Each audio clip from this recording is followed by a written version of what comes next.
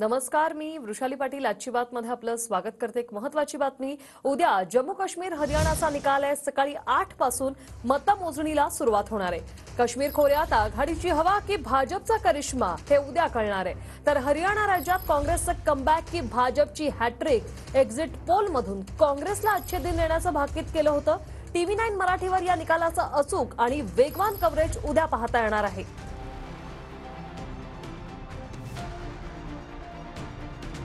पुढच्या काही तासांमध्ये जम्मू काश्मीर आणि हरियाणात कुणाचा झेंडा फडकतो हे स्पष्ट होणार आहे। लोकसभा निकालानंतर विधानसभांच्या या पहिल्याच निवडणुका आहेत, त्यामुळे दोन्ही राज्यांसह संपूर्ण देशाचंही या निकालाकडे लक्ष लागलंय। हरियाणात मुख्य लढत ही भाजप विरुद्ध काँग्रेसमध्ये आहे, तर जम्मू काश्मीरमध्ये भाजप विरुद्ध काँग्रेस नॅशनल कॉन्फरन्स युती यांच्यात टक्कर आहे। निकालाच्या आधीच्या पोलमध्ये काँग्रेससाठी आनंदाचं भाकीत वर्तवलं गेलंय, तर भाजपची पिछेहाट होताना दिसते।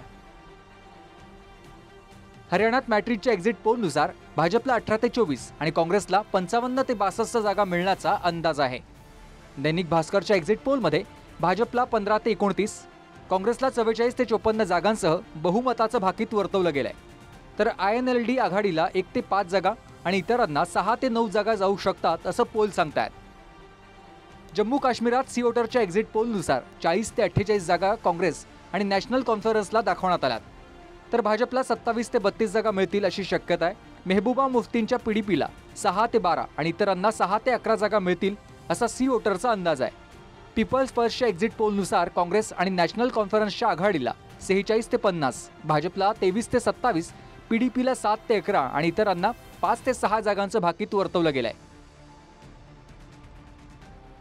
आता गेल्या वेळच्या निवडणुकीत या दोन्ही राज्यात काय चित्र होतं त्यावर एक नजर टाकूयात। 90 जागांच्या हरियाणा विधानसभेची शेवटची निवडणूक 2019ला झाली होती। बहुमतासाठी 46 जागांची गरज असताना कुणालाच स्पष्ट बहुमत मिळालं नव्हतं। भाजपचे 40, काँग्रेस 31, JJP 10 आणि इतर सर्व मिळून 9 आमदार जिंकून आले।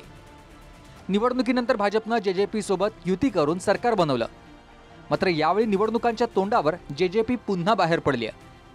भाजपचं सरकार अल्पमतात आलंय, मात्र अविश्वास ठरावाच्या भीतीनं तब्बल 6 महिने अधिवेशनच बोलावलं गेलं नाही, त्यामुळे कायद्यानुसार हरियाणाची विधानसभाच भंग करावी लागली आहे।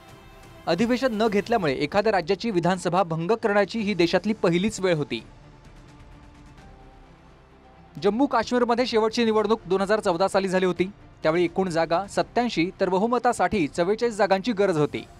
निकालात मुफ्तींच्या PDPनं सर्वाधिक 28 जागा, भाजपनं 25 जागा, अब्दुल्लांच्या नॅशनल कॉन्फरन्सनं 15, काँग्रेसनं 12 आणि इतरांना 6 जागा मिळाल्या होत्या।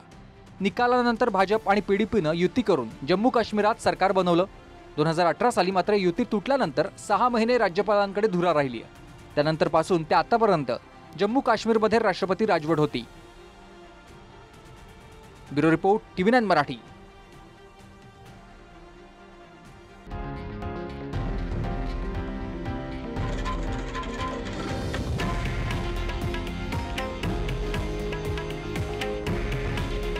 हे आहे देशातील नंबर 1 न्यूज नेटवर्क आणि आपण पाहत आहात TV9 मराठी। काळजी तुमची, हित महाराष्ट्राचं।